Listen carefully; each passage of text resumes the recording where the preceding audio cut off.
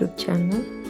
ಇವತ್ತು ಮನೆಯಲ್ಲೇ healthy and ಟೇಸ್ಟಿಯಾಗಿ ವೆಜಿಟೇಬಲ್ ಮೊಮೋಸ್ ಮಾಡೋದು ಹೇಗೆ ಅಂತ ನೋಡೋಣ.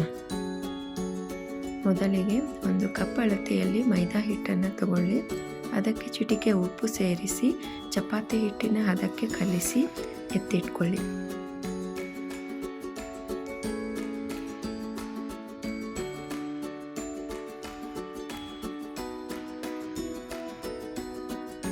ನಂತರ ವೆಜಿಟೇಬಲ್ ಮೊಮೋಸ್ ಮಾಡೋದಕ್ಕೆ ಬೇಕಾಗುವ ತರಕಾರಿಗಳನ್ನು ಸಣ್ಣದಾಗಿ ಕಟ್ ಮಾಡ್ಕೊಂಡು ಇಟ್ಕೊಂಡಿದ್ದೀನಿ.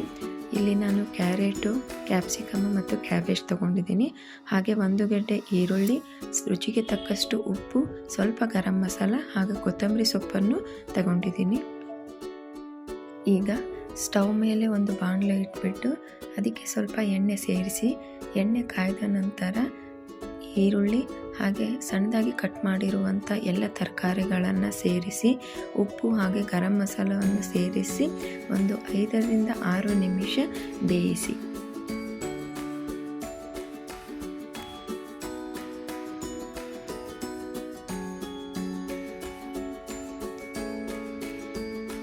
ನಂತರ ಮಿಶ್ರಣ ತಣ್ಣಗಾದ ಮೇಲೆ ಕಲಸಿಟ್ಟ ಹಿಟ್ಟಿನಿಂದ ಸಣ್ಣ ಸಣ್ಣ ಉಂಡೆಗಳನ್ನು ಮಾಡಿ ಈ ಥರ ಕೈಯಿಂದ ಅಗಲವಾಗಿ ಎಲೆಗಳನ್ನು ಮಾಡಿ ನಂತರ ಆ ಮಿಶ್ರಣವನ್ನು ಸೇರಿಸಿ ನಿಮಗೆ ಬೇಕಾಗುವ ಆಕೃತಿಯಲ್ಲಿ ಮೊಮೋಸ್ ಮಾಡಿ ಎತ್ತಿಡಿ.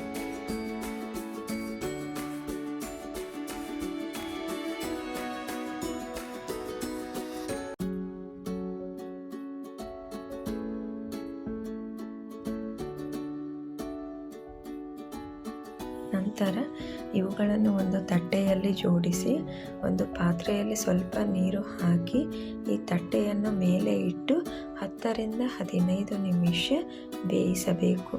ಇಲ್ಲಿ ನಾನು ಇಡ್ಲಿ ಪಾತ್ರೆಯನ್ನು ಯೂಸ್ ಮಾಡ್ತಾ ಇದ್ದೀನಿ.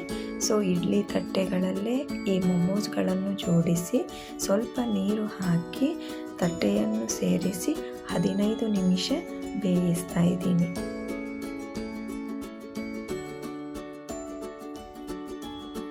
ಈ ಮೊಮೋಸ್ ಬೇಯುವಷ್ಟರಲ್ಲಿ ನಾವು ವೆಜಿಟೇಬಲ್ ಮೊಮೋಸ್ಗೆ ಬೇಕಾಗುವ ರೆಡ್ ಕಲರ್ ಚಟ್ನಿ ಮಾಡೋದು ಹೇಗೆ ಅಂತ ನೋಡೋಣ.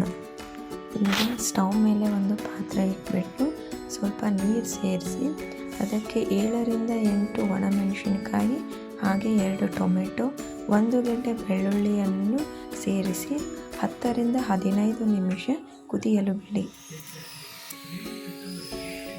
ನಂತರ ಟೊಮೆಟೊ ಸಿಪ್ಪೆಯನ್ನು ಬಿಡಿಸಿ ಈಗ ಒಂದು ಮಿಕ್ಸರ್ ಜಾರ್ನಲ್ಲಿ ಟೊಮೆಟೊ, ಮೆಣಸಿನಕಾಯಿ, ಬೆಳ್ಳುಳ್ಳಿ ಹಾಗೆ ಸ್ವಲ್ಪ ಕೊತ್ತಂಬರಿ ಸೊಪ್ಪು, ಶುಂಠಿ ಸೇರಿಸಿ ನುಣ್ಣಗೆ ಮಿಶ್ರಣ ಮಾಡಿಕೊಳ್ಳಿ.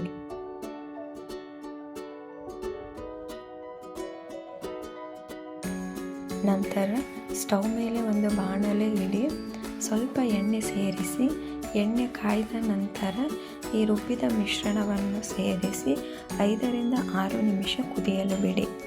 ನಂತರ ರುಚಿಗೆ ತಕ್ಕಷ್ಟು ಉಪ್ಪು ಹಾಗೆ ಸ್ವಲ್ಪ ಟೊಮೆಟೊ ಸಾಸ್ ಸೇರಿಸಿ ಒಂದು 2 ರಿಂದ 3 ನಿಮಿಷ ಕುದಿಯಲು ಬಿಡಿ. ಈಗ ವೆಜಿಟೇಬಲ್ ಮೊಮೋಸ್ಗೆ ಬೇಕಾಗುವ ರೆಡ್ ಕಲರ್ ಚಟ್ನಿ ರೆಡಿಯಾಗಿದೆ.